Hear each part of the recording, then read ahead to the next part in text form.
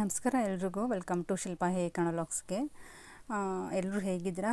ನಾನು ಕೂಡ ಚೆನ್ನಾಗಿದ್ದೀನಿ ಅಂತ ಹೇಳೋಕ್ಕಾಗಲ್ಲ. ಪ್ರತಿ ವಿಡಿಯೋದಲ್ಲಿ ನಾನು ಚೆನ್ನಾಗಿದ್ದೀನಿ ಅಂತ ಹೇಳ್ಕೊತ ಇದ್ದೆ. ಬಟ್ ನನಗೆ ಈ ವಿಡಿಯೋ ಮಾಡೋದಕ್ಕೂ ಮನಸ್ಸಿಲ್ಲ. ಬಟ್ಟು ಏನೋ ಗೊತ್ತಿಲ್ಲ, ಶೇರ್ ಮಾಡ್ಕೋಬೇಕು. ಯಾಕಂದರೆ ಇವಾಗೆಲ್ಲ ತುಂಬ ಜನರಿಗೆ ಒಂದು ಹಾರ್ಟ್ ಅಟ್ಯಾಕ್ ಅನ್ನೋ ಎಮ್.ಆರ್.ಐ ಹಿಂದೆ ಬಿತ್ತು. ಯಾಕೆ ಆಗ್ತಿದೆ ಅಂತಲೇ ಒಂದು ಟೆನ್ಷನ್ ಶುರುವಾಗಿದೆ. ಕೋವಿಡ್ ಲಸಿಕೆಯಿಂದ ಆಗುತ್ತೆ ಅಂತ ಹೇಳ್ತಾರೆ. ಬಟ್ ಅದು ಯಾವುದೂ ಅಲ್ಲ ಅಂತ ಕೆಲವಷ್ಟು ಜನಗಳು ಹೇಳ್ತಾರೆ. ಬಟ್ ನಮ್ಮ ಅಪ್ಪಾಜಿ ನೋಡಿದರೆ ಒಂದು ಚೂರು ಕೂಡ ಕೆಟ್ಟ ಅಭ್ಯಾಸ ಇಲ್ಲ. ಅಂದರೆ ಡ್ರಿಂಕ್ಸ್ ಕೂಡ ಮಾಡಲ್ಲ, ಏನೂ ಮಾಡಲ್ಲ. ಅಂಥವ್ರಿಗೆ ಇವಾಗ ಹಾರ್ಟ್ ಅಟ್ಯಾಕ್ ಅನ್ನೋ ಒಂದು ಎಮ್.ಆರ್.ಐ ಕಾಡೋಕ್ಕೆ ಶುರುವಾಯಿತು. ಅವತ್ತು ಫುಲ್ಲು ಸೀರಿಯಸ್, ಅಂದರೆ ಫುಲ್ಲು ಸೀರಿಯಸ್ ಇತ್ತು ಸ್ನೇಹಿತರೆ. ಅವತ್ತು ನಾವು ಊರಿಗೆ ಹೋಗಿ ಅವ್ರಿಗೆ ಆಸ್ಪತ್ರೆಗೆ ಕರ್ಕೊಂಡು ಹೋಗಿಲ್ಲ ಅಂತಂದರೆ ನಿಜವಾಗ್ಲೂ ಇವತ್ತು ಅದೇ ಹೇಳೋದೇ ಬೇಡ ಸ್ನೇಹಿತರೆ. ಇಲ್ಲಿ ನೈಟು ನೋಡ್ತಾ ಇರ್ಬೋದು, ನಮಗೆ ನಿದ್ದೆ ಬರಲಿಲ್ಲ. ಅಪ್ಪಾಜಿ ಕೂಡ ಫುಲ್ಲು ನಿದ್ದೆ ಬರಲಿಲ್ಲ. ಹಾಗಾಗಿ ಒಂದು ಚಿಕ್ಕದು ಹಾವು ಹೋಗ್ತಾಯಿತ್ತು. ಅಂದರೆ ಇದಕ್ಕೂ ನಾವು ಹೋದ ದಿನವೇ ನಾವು ಹಾಸ್ಪಿಟ್ಲಿಗೆ ಕರ್ಕೊಂಡೋಗಿ 4 ರಿಂದ 5 ದಿನ ನಾವು ಹಾಸ್ಪಿಟಲಲ್ಲಿ ಅಡ್ಮಿಟ್ ಆಗಿದ್ವಿ. ಅಡ್ಮಿಟ್ ಆಗಿ ಬಂದಾದಮೇಲೆ ಈ ಒಂದು ಚಿಕ್ಕ ಹಾವು ಒಂದು ವಿಡಿಯೋ ಮಾಡ್ಕೊಂಡಿದ್ದೆ. ಅಂದರೆ ಮನೆ ಮುಂದೆ ಇತ್ತಲ್ವ, ಹಾಗಾಗಿ ಒಂದು ವೀಡಿಯೋ ತೊಗೊಂಡೆ ಅಷ್ಟೇ ಸ್ನೇಹಿತರೆ.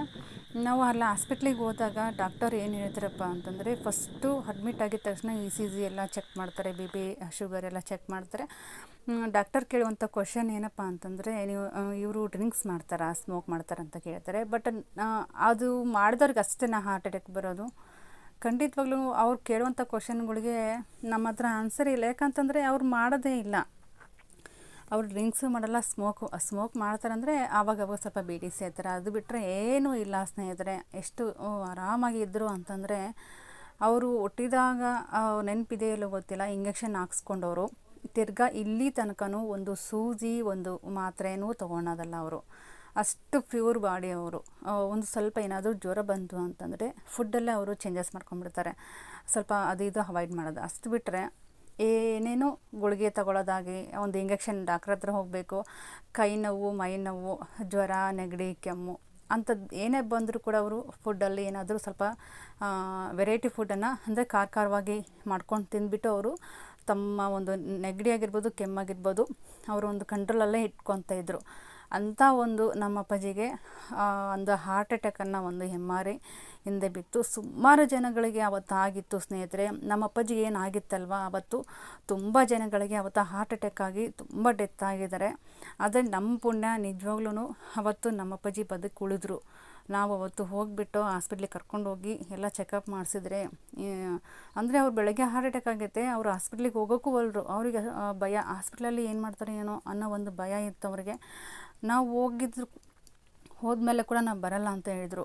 ನಾವು ಎಲ್ಲ ಸ್ವಲ್ಪ ಎಮೋಷ್ನಲ್ ಆಗಿ ಅವ್ರನ್ನ ಹೇಳಿ, ಬುದ್ಧಿ ಹೇಳಿ, ಆವಾಗ ನಾವು ಕರ್ಕೊಂಡು ಹೋಗಿ ಹಾಸ್ಪಿಟ್ಲಿಗೆ ಅಡ್ಮಿಟ್ ಮಾಡಿ ಆವಾಗ ಹೇಳಿದರು ಡಾಕ್ಟರು, ಇದು ಹಾರ್ಟ್ ಅಟ್ಯಾಕ್ ಆಗಿತ್ತು ಅಂತ.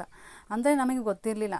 ನಾರ್ಮಲಾಗಿ ಅವ್ರಿಗೆ ಗ್ಯಾಸ್ಟ್ರಿಕ್ ಆಗಿದೆ ಅಂತ ಅಂದ್ಕೊಂಡ್ಬಿಟ್ಟಿದ್ವಿ. ಅವರು ಎದೆ ಉರಿ ಅಂತ ಹೇಳ್ತಾ ಇರಲಿಲ್ಲ ಸ್ನೇಹಿತರೆ, ಹೊಟ್ಟೆ ಉರಿ ಅಂತ ಹೇಳ್ತಾಯಿದ್ರು. ನಾವು ಏನು ಅಂದ್ಕೊಂಡ್ವಿ, ಡಾಕ್ಟರು ಹೇಳಿದ್ಮೇಲೆ ಗೊತ್ತಾಯ್ತು ಇದು ಹಾರ್ಟ್ ಅಟ್ಯಾಕ್ ಅಂತ. ನಾವು ಅಂದ್ಕೊಂಡಿದ್ದು ಗ್ಯಾಸ್ಟ್ರಿಕ್ ಆಗಿದೆ, ಮೋಸ್ಟ್ಲಿ ಓವರ್ ಗ್ಯಾಸ್ಟ್ರಿಕ್ ಆಗಿ ಈ ರೀತಿ ಆಗಿದೆ ಅಂತಂದ್ಬಿಟ್ಟು ಅಂದ್ಕೊಂಡ್ಬಿಟ್ಟು ಹಾಸ್ಪಿಟ್ಲಿಗೆ ಕರ್ಕೊಂಡು ಹೋಗಿದ್ದು ಅಷ್ಟೇ. ಅದಕ್ಕೂ ಮುಂಚೆ ಇವರಿಗೆ ಒಂದಿಷ್ಟು ಲಕ್ಷಣಗಳು ಕಾಣಿಸ್ಕೊಂಡಿದ್ದಾವೆ. ಏನಪ್ಪ ಅಂತಂದರೆ, ನಾನೆಲ್ಲ ಕೇಳಿದೆ, ಎಲ್ಲ ಆರಾಮಾಗಿ ಬಂದಾದಮೇಲೆ ಕೇಳಿದೆ ಅವ್ರ ಅಪ್ಪಾಜಿಗೆ, ಅಪ್ಪಾಜಿ ಈ ಥರ ಆಗಿತ್ತಾ ಅಂತಂದೆ. ಅಂದರೆ ಕಣ್ಣು ಮಬ್ಬಾಗಿತ್ತು, 1 ವಾರದಿಂದ ಕಣ್ಣು ಮಬ್ಬಾಗಿತ್ತು ಅವ್ರಿಗೆ. ಕೈ ಹರಿತಾ ಇತ್ತು ಅಂತೆ. 1 ವಾರದಿಂದ ಲೈಟಾಗಿ ಎದೆ ಸುಚ್ಚೋದು. ಅಂದರೆ ಅವರು ಹೆವಿ ಕೆಲಸ ಮಾಡ್ತಾರೆ ಸ್ನೇಹಿತರೆ. ಆವಾಗವಾಗ ಮತ್ತು ಇದೆಲ್ಲ ಕಾಮನ್ ಬಿಡು, ನಾವೆಲ್ಲ ರೈತರು, ಇದೆಲ್ಲ ಸರ್ವೇ ಸಾಮಾನ್ಯ ಅಂದ್ಕೊಂಡ್ಬಿಟ್ಟು ಲೇಸಿ ಮಾಡ್ಕೊಂಡ್ಬಿಟ್ಟಾರೆ ಅಷ್ಟೇ. ಲೈಟಾಗಿ ಎದೆ ಸುಚ್ಕೊಳ್ಳೋದು, ಕೈ ಹರಿಯೋದು, ಮತ್ತು ವಾಮಿಟ್ ಅಂತೂ ಆಗಿರಲಿಲ್ಲ ಅವ್ರಿಗೆ. ಕಣ್ಣು ಮಾತ್ರ ಮಬ್ಬಾಗಿತ್ತು. ಅದು 3 ನಮ್ಮ ಅಪ್ಪಾಜಿ ಹೇಳಿದ್ರು, ಈ ಥರ ಆಗಿತ್ತು 1 ವಾರದಿಂದ, 15 ದಿನದಿಂದ ಈ ಥರ ನನಗೆ ಆಗಿತ್ತವ ಅಂತ. ನಾನಾಗೆ ಕೇಳಿದ್ಮೇಲೆ ಅವರು ಹೇಳಿದ್ದು ಅಷ್ಟೇ. ಅಂದರೆ ಹಾರ್ಟ್ ಅಟ್ಯಾಕ್ ಆಗೋಕ್ಕಿಂತ ಮುಂಚೆ ಇವೆಷ್ಟು ಲಕ್ಷಣಗಳು ಕಾಣಿಸ್ಕೊಳ್ತಾವಂತೆ. ನಿಜವಾಗ್ಲೂ ಯಾರೇ ಒಂದು ಈ ಥರ ಒಂದು ಕಾಣಿಸ್ಕೊಂಡ್ರು ಕೂಡ ಲೇಸಿ ಮಾಡ್ಕೊಳಕ್ಕೆ ಹೋಗಬೇಡಿ. ಅವತ್ತು ನಮ್ಮ ಅಪ್ಪಾಜಿ ಫುಲ್ಲು ಸೀರಿಯಸ್, ಅಂದರೆ ಸೀರಿಯಸ್ಸು. ಬೆಳಗ್ಗೆ ಹಾರ್ಟ್ ಅಟ್ಯಾಕ್ ಆಗಿದೆ ಸ್ನೇಹಿತರೆ, ಸಂಜೆ ಆದರೂ ಕೂಡ ಮನೆಯಲ್ಲೇ ಇದ್ದಾರೆ. ಹಾಸ್ಪಿಟ್ಲಿಗೆ ಹೋಗಲ್ಲ ಅಂತ ಹೇಳ್ತಾಯಿದ್ದಾರೆ. ಅದು ನಮ್ಮ ತಮ್ಮನ ಮಾತು ಕೂಡ ಕೇಳ್ತಾ ಇಲ್ಲ ಅವರು. ನಮ್ಮ ಅಮ್ಮನ ಮಾತಂತೂ ಒಂದು ಚೂರು ಕೇಳಲ್ಲ. ಹಾಸ್ಪಿಟ್ಲ್ ಅಂದರೆ ಕೇಳೋದೇ ಇಲ್ಲ. ಅಂಥದ್ರಲ್ಲಿ ನಾವು ಹೋಗಿ ಅಂದರೆ ನಮಗೂ ನಮ್ಮ ತವ್ರ ಮನೆಗೂ 100 ಕಿಲೋಮೀಟ್ರ್ ದೂರ ಆಗುತ್ತೆ.